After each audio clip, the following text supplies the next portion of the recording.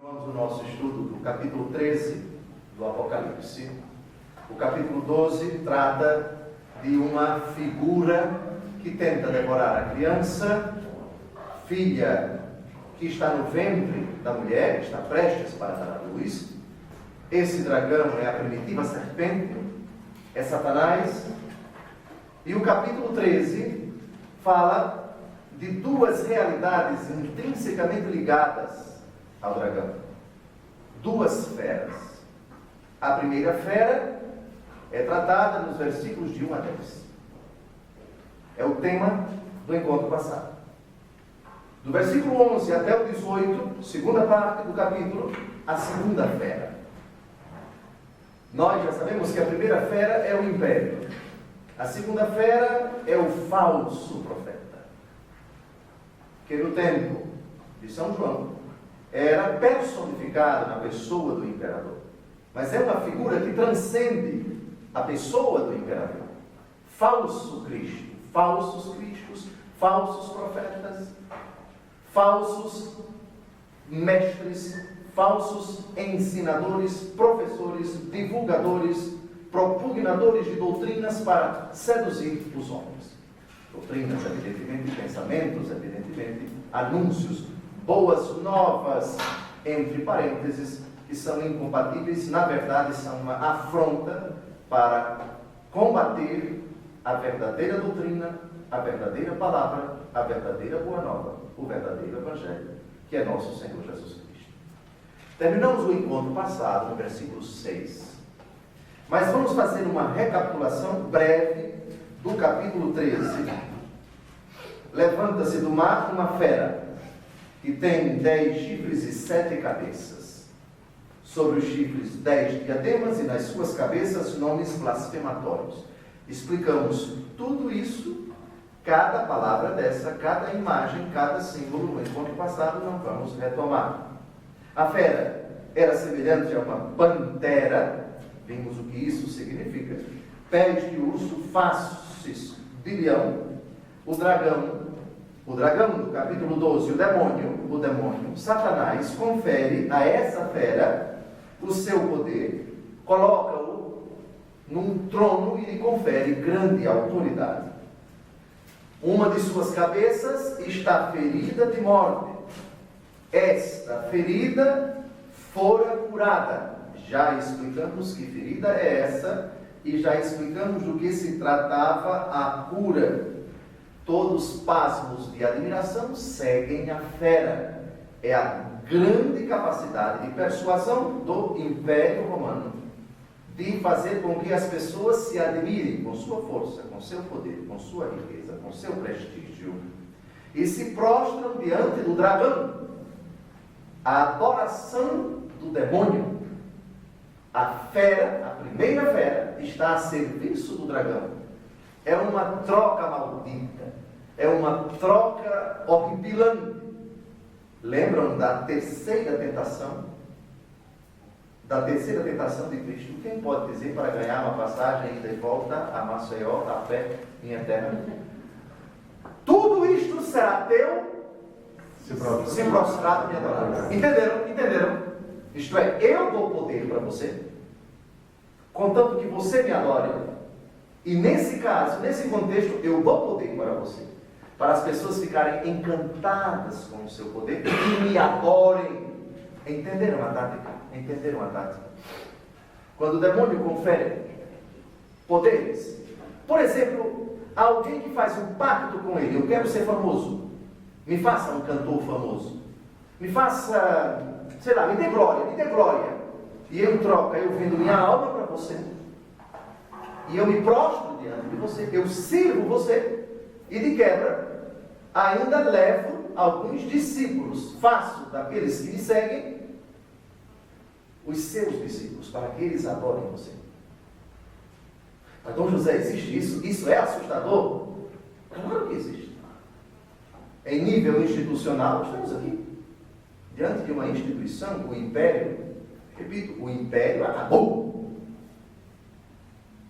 Mas a ideia perdura. Também o demônio sabe se utilizar de certas instituições que estão a serviço dele. E que tudo fazem para levar as pessoas a se encantarem com o império, com essa instituição, com seu poder, com sua glória, enfim, com o seu caráter espantoso de riqueza, de glória, para adorar o dragão. Quem é semelhante à fera? E quem poderá lutar com ela? A fera, atenção, dragão é uma coisa, a fera é outra. Vejam que império fabuloso, mas vejam que exército inumerável, mas vejam que governo, vejam que capacidade, vejam que estrutura organizacional. Quem é semelhante à fera e quem poderá lutar com ela? Foi-lhe dada a faculdade de proferir arrogâncias e blasfêmias. Quem lembra do exemplo pequeno, típico que eu citei, do que se encontrava a inscrição de uma moeda romana. Divus et pontifex maximus. Divino e máximo pontífice. Olha que arrogância. O imperador romano, o imperador se considerando Deus. E a pretensão de ser adorado como tal. As imagens gigantescas dos imperadores e a obrigação de todos diante dela saudarem Ave Divino César, Ave Divino César. O imperador é filho de Deus, é filho de Deus, é divino, etc. Nomes blasfematórios, arrogâncias. E foi-lhe dado o poder de agir por 42 meses. Parece que nós terminamos, não, ainda não, terminamos no versículo 6. No versículo 5, 42 meses, nós já sabemos que é um tempo breve. Tem sua fundamentação no Antigo Testamento. O tempo que Antíoco IV Epífanes, o oitavo na dinastia Seleucida, depois da morte de Alexandre Magno, ele impôs uma perseguição religiosa aos judeus e introduziu no templo aquilo que os judeus chamam de abominação da desolação. A estátua dele para ser adorado como Deus. E isso tudo aconteceu, essa perseguição violenta, essa tentativa de impor o paganismo aos judeus, durou 3 anos e meio, ou 1260 dias, ou 42 meses, que é a mesma coisa. O número 42 meses, o número 42, já apareceu aqui, eu acho que mais de uma dezena de vezes. Portanto, é um número simbólico para, é metade de 7, 3,5 é metade de 7, 3 anos e meio é metade de 7 anos, número da perfeição. É um tempo relativamente longo, mas está com os dias contados. Não é para sempre, não vai perdurar eternamente essa perseguição contra os cristãos. E o último versículo: abri, pois, a boca em blasfêmias, abriu a boca em blasfêmias contra Deus, para blasfemar o seu nome, o seu tabernáculo e os habitantes do céu. Já vimos também a blasfêmia contra o nome de Deus é amaldiçoar o nome de Jesus, é insultar o nome do Senhor, é arrogar-se, avocar para si os títulos que são próprios de Deus, eterno, bondoso, onisciente, onipotente, onipresente, infalível, perfeito. Quando a criatura avoca para si tais prerrogativas que são exclusivas de Deus, aí nós temos uma blasfêmia. A blasfêmia, portanto, é não só dizer algo de Deus que não é dele, e tomar de Deus para si, ou para outra criatura, aquilo que é exclusivo de Deus. Portanto, blasfêmia, quando você diz o que Deus não é, atribui a Ele o que Ele não é, o que Ele não disse, o que Ele não fez, e toma para uma criatura o que Ele é, o que Ele disse, o que Ele fez. Blasfêmia. Muito bem. E o tabernáculo, a morada de Deus entre os homens, é o próprio Jesus, o Verbo se fez carne, armou a sua tenda entre nós. E os habitantes do céu, sejam os santos que já estão na glória, sejam os santos que estão aqui. E por isso nós citamos nesse versículo a carta de São Paulo aos Efésios, capítulo 2, versículo 19. Nós somos concidadãos dos santos. Já somos cidadãos da glória. A nossa morada é o céu. E parece que terminamos o encontro citando Colossenses capítulo 3, versículos de 1 a 3. Vós estáis mortos e a vossa vida está escondida com Cristo em Deus. Buscai as coisas do alto. Somos cidadãos do céu.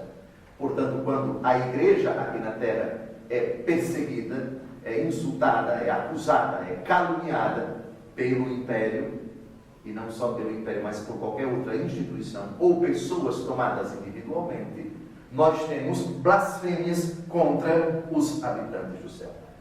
Foi assim, em síntese, o nosso encontro anterior. Vamos continuar agora, o versículo 7. Foi-lhe dado também fazer guerra aos santos e vencê-los. Recebeu autoridade sobre toda tribo, povo, língua e nação. Fazer guerra aos santos. É lógico que eles não podem fazer guerra com quem já morreu e já se encontra com Deus. Esses santos são os cristãos, os batizados, que estão aqui na terra. A perseguição dos que pertencem a Deus. Os cristãos são chamados santos. Por favor, vou citar-vos agora os muitos textos do Novo Testamento. Um que diz claramente que nós somos santos. Existe uma santidade em ato, rumo à perfeição.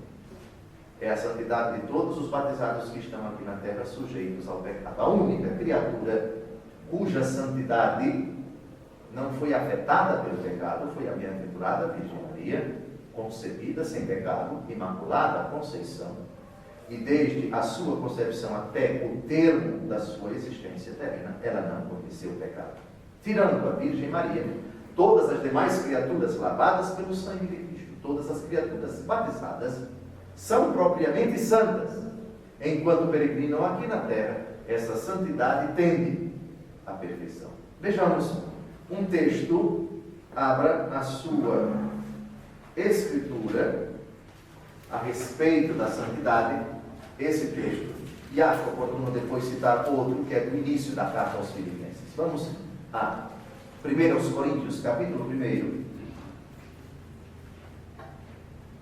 de 1 a 3. Paulo, apóstolo de Jesus Cristo, por chamado e vontade de Deus, o irmão Sóstenes, a igreja de Deus que está em Corinto, aos fiéis santificados em Jesus Cristo, chamados à santidade, juntamente com todos os que em qualquer lugar que estejam, invocam o nome de nosso Senhor Jesus Cristo, o Senhor deles e nosso, a vós graça e paz da parte de Deus, nosso Pai, e da parte do Senhor Jesus Cristo. Vejam, fiéis santificados em Jesus Cristo, chamados à santidade. Mas há um texto acerca da expressão santos que é mais explícito que este. Filipenses, capítulo 1, versículos de 1 a 2. Paulo e Timóteo, servos de Jesus Cristo, a todos os santos em Jesus Cristo, que se acham em Filipos, juntamente com os bispos e diáconos, a vós, graça e paz da parte de Deus, nosso Pai, e da parte do Senhor Jesus Cristo. Todos os santos em Jesus Cristo. Todos os batizados são santos. Vós sois santos. Caríssimos da internet, se sois batizados com água em nome do Pai, do Filho e do Espírito Santo, sois santos. Só que uma santidade chamada à perfeição. Chamados à santidade. A santidade enquanto graça de Deus, conferida a quem peregrina aqui na terra, tende sempre a perfeição. Está sujeita ao revés, está sujeita ao pecado. Mas não obstante isso, não obstante as limitações, as fragilidades de quem já foi batizado, este é propriamente santo. É uma santidade imperfeita. Já a santidade dos que se encontram no céu é a santidade que atingiu a plenitude. Por isso, nunca repito, ninguém é santo. Isso é até blasfêmia. Isso é uma mentira grave. Quem é batizado é santo. Mas enquanto peregrino aqui na terra, essa santidade deve crescer, ser perfeitos, como o nosso Pai Celeste é perfeito. Está claro? Então esses chavões, esses clichês ridículos, não se encontram jamais na boca de um católico. Na boca de um cristão batizado. Todo batizado é santo. Muito bem. Voltemos ao versículo 7. Foi-lhe dado fazer guerra aos santos, já sabemos quem são, e vencê-los. A igreja no tempo do Império não tinha como resistir, não tinha exército, não tinha armas. Era um poder repressivo, ostensivo, era uma força descomunal, e os cristãos foram levados às masmorras, às arenas, às cruzes, às fogueiras. Eles venceram, mas vencerão batalhas, não vencerão a guerra. A guerra que se move contra os cristãos ao longo da história vai ter como vitorioso o Senhor. Aliás, disso já tratou o capítulo 12, acerca do dragão. A batalha contra o dragão já foi vencida, e quem foi o protagonista dessa luta contra o dragão, no capítulo 12? São Miguel. Muito bem. Mas aqui não é o dragão, é a fera. Mais na frente a gente vai ver a derrota da fera. Por favor, leia o capítulo 19, pule para o capítulo 19. Não vamos ler nada. Eu só quero que vocês vejam o título, Apocalipse 19, a partir do versículo 11.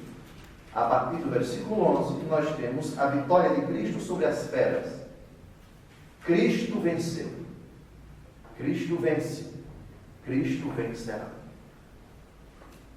Muitas baixas da parte dos cristãos, muito sangue derramado, muitas vidas ceifadas. Mas a vitória é do Senhor Jesus. É do Senhor Jesus. Não digo apenas será do Senhor Jesus. Muito bem, e vencê-los. Recebeu a autoridade sobre tribo, povo, língua e nação. Parece que o Wellington já colocou aqui, na lousa do slide, as dimensões do Império Romano, que englobava toda a Europa. O norte da África, parte considerável do norte da África, Ásia e Oriente Médio. Toda a autoridade. Era um império que dispunha de uma força ilimitada. Aliás, essa autoridade, vamos dar uma olhada no Evangelho segundo João, uma pergunta que um arrogante fez a nosso Senhor. Capítulo 19, versículo 10. Pilatos então lhe disse: Tu não me respondes? Não sabes que tenho poder para te soltar e para te crucificar? Reparem.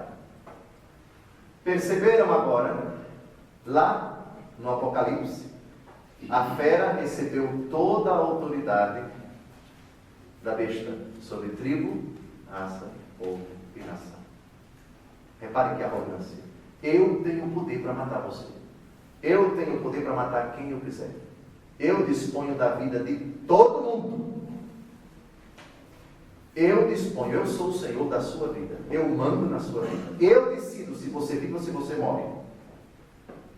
O que está por detrás do aborto? O que é o aborto?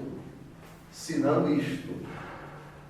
Eu decido se essa coisa, se esse pedaço de carne que está dentro, pedaço de carne, esse montinho de carne, o meu corpo é meu e eu faço dele o que eu quiser. Dê uma olhada, por favor, se essa arrogância de Pilatos não nos lembra alguma coisa nos dias de hoje. Eutanásia, aborto, não me respondes? Não sabes que tenho poder para te soltar e para te crucificar? Hoje se fala muito de autodeterminação das pessoas. Hoje se fala muito da autonomia das pessoas, da autoafirmação das pessoas. Você tem poderes. E não só sobre você. Você disponha do seu corpo, faça dele o que você quiser. Se quiser tatuar, tatue. Se quiser colocar, qualquer coisa para parecer mais bonita, faça. Se quiser, pode mudar de sexo, pode tirar o órgão genital, pode colocar outro órgão genital. Você tem poder, você tem poder, você tem poder. E aquilo que está dentro de você, também você tem poder. Poder para crucificar. O demônio diz isto. Esta é a proposta do demônio. Voltemos então, esse texto, para ilustrar o versículo 7, recebeu autoridade sobre toda a tribo, povo, língua e nação. É um versículo assustador. E hão de adorá-la todos os habitantes da terra, cujos nomes não estão escritos desde a origem do mundo no livro da vida do Cordeiro imolado.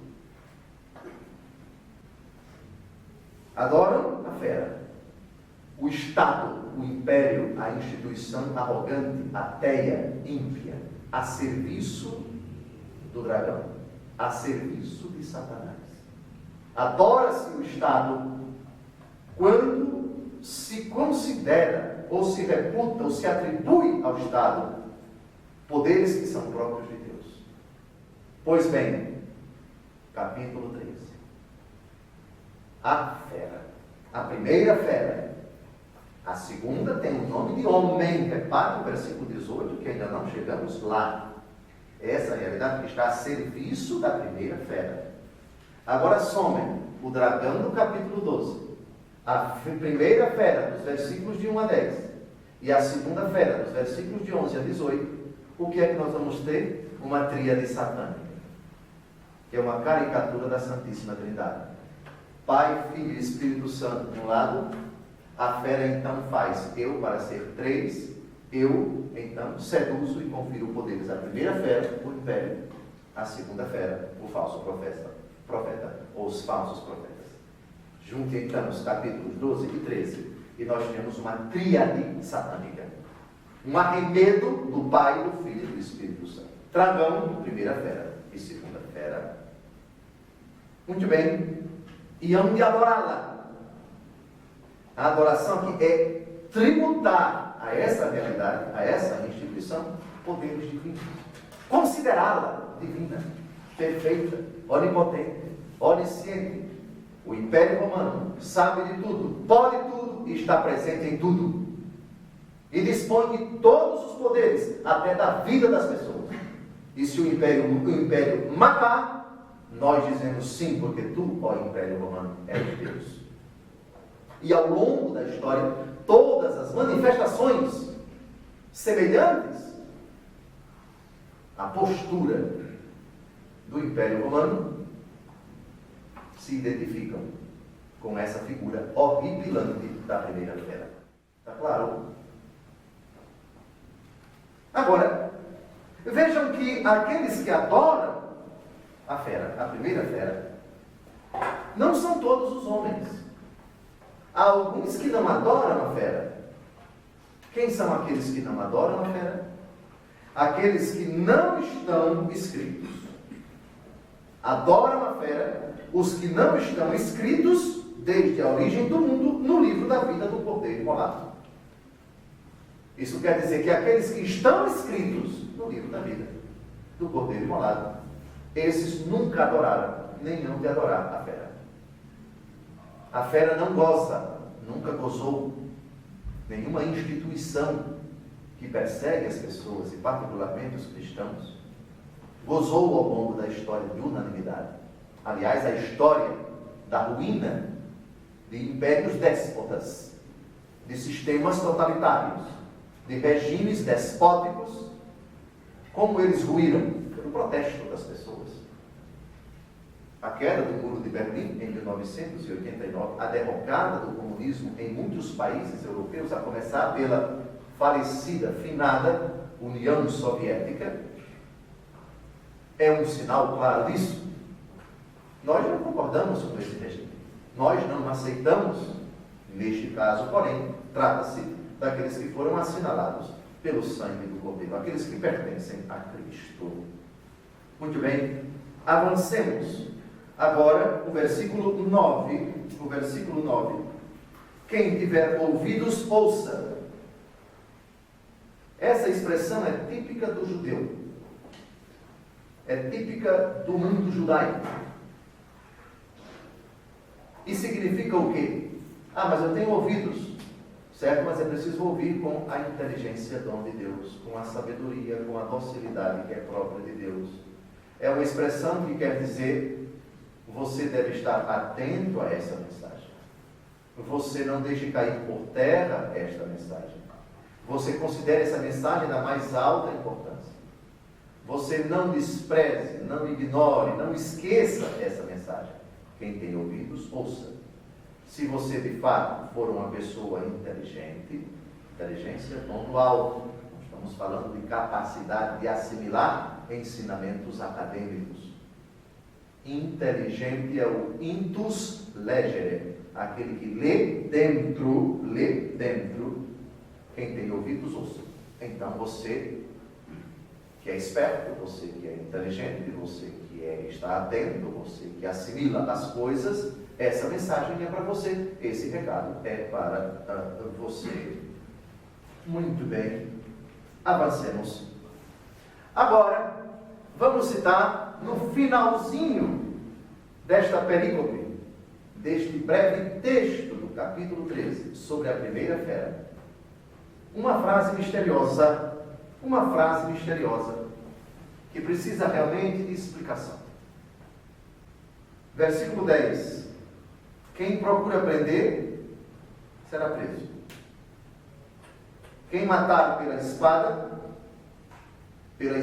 deve ser morto. Esta é a ocasião para a constância e a confiança dos santos. Dom José, eu fiquei assustado. Quem procura prender, será preso? Isso faz lembrar o ditado popular: quem com ferro fere, com ferro será ferido? Pode ser. Aliás, é um ditado popular que talvez tenha uma relação com esse texto. Vamos primeiro ler a nota da sua Bíblia, a Bíblia Ave Maria. Quem procura, pode-se traduzir também: quem é feito prisioneiro, que se deixe levar. Não se deve recorrer à violência contra as perseguições, mas avivar até o heroísmo a confiança em Deus, segundo o conselho do Divino Mestre. Gravem esse texto, Mateus 26, 52, e a gente vai ver daqui a pouco. Vocês lembram de um apóstolo no Jardim das Oliveiras, que desembainhou a espada, que tirou a espada e cortou a orelha de um soldado que se aproximou para prender Jesus? Segundo o Evangelho, segundo João, esse soldado se chamava Mauro. Na hora em que, quem era o apóstolo? São Pedro. Naquela hora, o que foi que nosso Senhor Jesus Cristo disse para São Pedro? Daqui a pouco a gente vê. Mas a notinha já nos ajuda a esclarecer exatamente isso. Os cristãos podem ser presos a qualquer momento. Está bem. O que tiver de ser será. Eu estou aqui na minha casa, vivendo santamente. Se os soldados do Império Romano chegarem e com a espada me matarem, paciência. Quem tiver de morrer, eu morrer. Se for pela espada, que seja pela espada. Se for decolado, que seja. Se for jogado às feras, que seja. A interpretação parece que é esta, a correta, se considerarmos a última frase. Esta é a ocasião para a constância e a confiança dos santos. Permaneçam, perseverem na fé. A qualquer momento podemos morrer. A qualquer momento podemos ser delatados, denunciados. A qualquer momento a ordem de prisão vai ser dada. Você é cristão? Caminhe para a prisão, caminhe para a forca, caminhe para a fogueira, caminhe. Apresente-se, porque você vai ser degolado, porque você vai ser morto.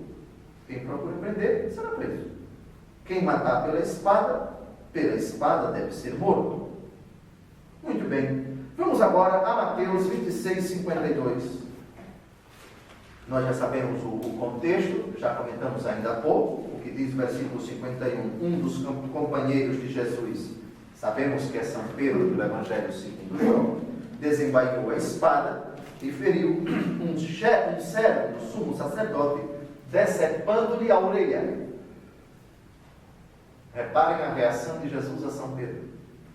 Jesus, no entanto, lhe disse: embainhe a tua espada, porque todos aqueles que usaram a espada, pela espada morrerão. Os mártires dos primeiros séculos, quando eram perseguidos, não reagiam à guisa a modo de um bando de rebeldes, black box, seja lá o que for. Não.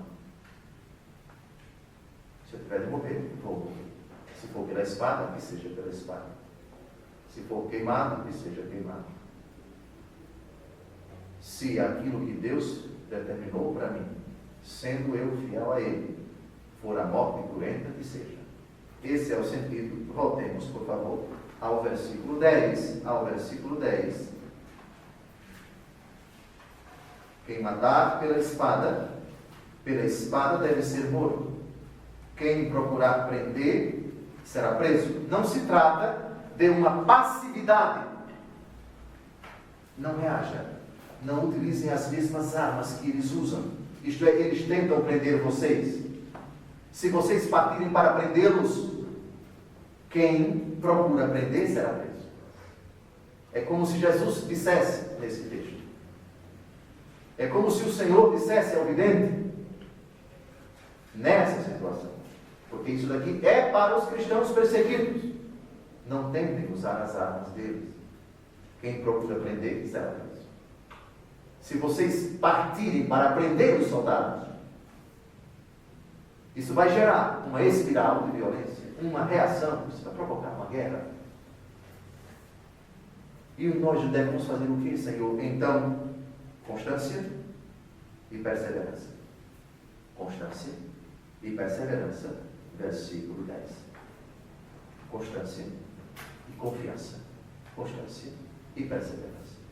É isso que sustenta os cristãos perseguidos nos países que agora, nesse exato momento, estão movendo uma violenta, brutal, descomunal perseguição contra os cristãos. Síria, Iraque, Paquistão e países de ditadura islâmica. Agora, outro rebento no mundo islâmico está assustando, é o chamado Estado Islâmico, muito mais radical que os grupos terroristas. A Al-Qaeda, por exemplo, não quer nem conversa com o Estado Islâmico, que é muito mais radical do que a Al-Qaeda de Bin Laden, aquela. Dom José pensava que não tinha nada pior que a Al-Qaeda em termos de terrorismo. Pois existe.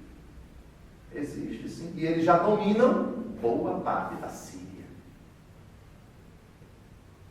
Muito bem, mas não é somente no mundo islâmico, por favor. Então, que fique claro, quem matar pela espada deve ser morto. Lembram a frase de Jesus a São Pedro? Se vocês reagirem pela espada, vocês vão acabar sendo mortos pela espada. Então, constância. Então, confiança. Muito bem, terminamos o texto do capítulo 13 acerca da primeira fera. Quem é a primeira fera? O império.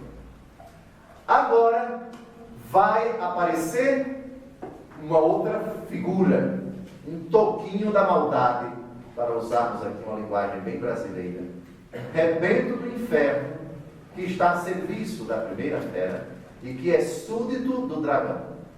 Agora outra fera. Dê uma olhada no versículo 1, de onde veio a primeira fera, e deem agora uma olhada para o versículo 11 e vejam de onde vem a segunda fera. De onde vem a primeira fera? Do mar. E a segunda fera? Roma, o Império Romano. O Império Romano, ele mantinha o domínio das terras, principalmente pelo mar. O deslocamento de tropas, de soldados, enfim. Nós mostramos aqui o mapa da Europa e da Ásia. Nós pensemos, todos nós, vocês todos têm na memória o mapa da Europa, África, etc. Né? Então, a Península Itálica, terra. Roma fica na terra, na parte sólida do planeta. Mas, nas praias, nós temos frotas em todo o império. Seja no mar Adriático, entre a Itália e ali a antiga Iugoslávia, enfim, os Balcãs. Depois temos o Atlântico. Depois temos o Mediterrâneo. Depois temos o Mar Egeu. Então temos essa vastidão de mar. E o império, para se manter, tinha que ter uma quantidade gigantesca de naves, de naus, para deslocar os seus soldados. De sorte que a primeira fera, imagina, São João está na ilha de Patmos, ilha cercada de água. A qualquer momento o império vem. Éfeso, cidade costeira, cidade marítima. A diocese dele e a terra. Terra e mar. Toda a terra, todo o planeta sob o domínio da primeira fera e também da segunda fera. A segunda fera, então, sobe, versículo 11, sobe da terra. Ele tem 2 chifres, como um cordeiro. Tinha 2 chifres como um cordeiro, mas falava como um dragão. Dê uma olhada, quantos chifres tem a primeira fera? A primeira fera tem 10 chifres. A segunda fera tem apenas 2 chifres. O dragão disfarçado no cordeiro representa as perversões doutrinárias, a começar pelos sincretismos religiosos, mistura de catolicismo com isso, com aquilo outro, aquela salada, a religião é tudo igual, é tudo a mesma coisa, o que importa é Deus, o que importa é o amor. Frases que podem ter um certo fundo de verdade, mas até certo ponto, porque nessa frase está misturada muita mentira, está inserida muita enganação. Verdade não é sinônimo de mentira. Adoração ao único Deus não é sinônimo de idolatria, de adoração aos ídolos, a criaturas humanas, criaturas feitas das obras dos homens, ou os próprios homens. O engano. Conhecereis a verdade, e a verdade vos libertará. O demônio tenta misturar verdade com meia-verdade, verdade com mentira, e fazer aquela salada, aquele angu para confundir as pessoas, e as pessoas ficarem desnorteadas. Atentos, atentos. Por essas falsas filosofias decadentes que graçavam preponderantemente na Ásia, darão o seu apoio à primeira fera, o poder político, para assegurar o êxito do culto imperial, que é a adoração da estátua da fera. As 2 feras sobreviverão à queda do Império Romano, tanto que ainda hoje doutrinas falsas, o laicismo, o materialismo, o nacionalismo, o comunismo, tantos cultos do dinheiro, da força, etc., concorrerem para as potências políticas perseguidoras. Uma interpretação muito oportuna. Então, voltemos ao versículo 11 2 chifres, como um cordeiro, mas falava como um dragão. Essa segunda fera, que é na verdade o falso profeta, no tempo de São João, o imperador romano, tanto é que ele é um homem, vejam o versículo 18, porque o versículo 18 se refere a essa infame, a esse rebento do mal, e o seu número é 666. Pois bem, ele se assemelha a um cordeiro. É um arremedo do Cordeiro de Deus. Eis o Cordeiro de Deus que tira o pecado do mundo. Pois então, o imperador tenta se passar, tenta se colocar no lugar de Jesus. Divus et pontifex maximus. Ó divino César, é Deus que está chegando. É César, o divino que está sentado no seu trono em Roma. Cordeiro. Vamos dar uma olhada, por favor, no livro... Não, no versículo 11, assim, ainda outra expressão, falava como um dragão. Quem é o dragão do capítulo 12? O demônio. Falava como um demônio. E a linguagem do demônio nós já sabemos qual é. Mentirosa, arrogante, violenta, prepotente, insana. Matar, roubar e destruir. Jesus já fala disso no capítulo 10 do Evangelho segundo João. Roubar, matar e destruir. Falava como um dragão. É a própria personificação de Satanás. É a própria visibilização do príncipe das trevas. É um, entre aspas, demônio, tal pessoa. Tão arrogante, tão malvada, tão perversa, tão mentirosa, tão violenta, tão cheia de ódio, tão cheia de... falava como um dragão.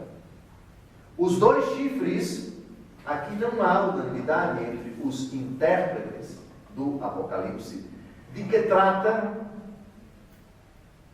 esta expressão. Uma expressão misteriosa. Qual é a força de Cristo? Onde está a força do Cordeiro? Jesus é Deus com o Pai e com o Espírito Santo. Jesus é um com o Pai e com o Espírito Santo. Eu e o Pai somos um. 2 chifres. De que trata? Os intérpretes não são unânimes em afirmar. Deixemos isto em suspenso. Seria a sua força de um lado e a sua arrogância do outro. Estariam esses chifres ligados com o próprio versículo 11. Aparência de cordeiro e perversidade e maldade do dragão? Não sabemos. De qualquer maneira, é um homem. É uma figura descomunal. Não é uma figura bipolar. Não é uma figura que ora é uma coisa e ora é outra. Ele sabe perfeitamente o que é. Ele sabe perfeitamente o que quer. O chifre personifica também a força nos animais córneos que têm chifres. O chifre é também uma parte do corpo utilizada para defender, mas também para atacar. Símbolo da força, símbolo da ousadia, símbolo do destemor. Tal é a característica, o predicado desta segunda fera. Muito bem, pulemos agora para o versículo 12. Ele exercia todo o poder da primeira fera sob a vigilância desta, e fez com que a terra e os seus habitantes adorassem a primeira fera, cuja ferida de morte havia sido curada. É fácil de entender esse versículo, por quê? Porque nós temos o imperador a serviço do império. O imperador é o principal garante da sustentação, da continuidade, da solidificação do império. Cabe a ele as decisões mais importantes. Vamos invadir tal povo, tal terreno, tal país, tal região. A decisão é dele. Roma é engrandecida. Salve Roma, salve Roma. Dizem os soldados, dizem os súditos. E o império é perpetuado. E o império é consolidado. E o império é garantido. O imperador a serviço do império. Eis o sentido. Ele exercia todo o poder da primeira fera. Roma tem um poder? Tem. E qual é, em Roma, a pessoa física que tem mais poderes no Império Romano? O imperador. O imperador. É evidente. E sob a vigilância desta. Roma tem um imperador, mas o imperador deve satisfação, deve tomar cuidado.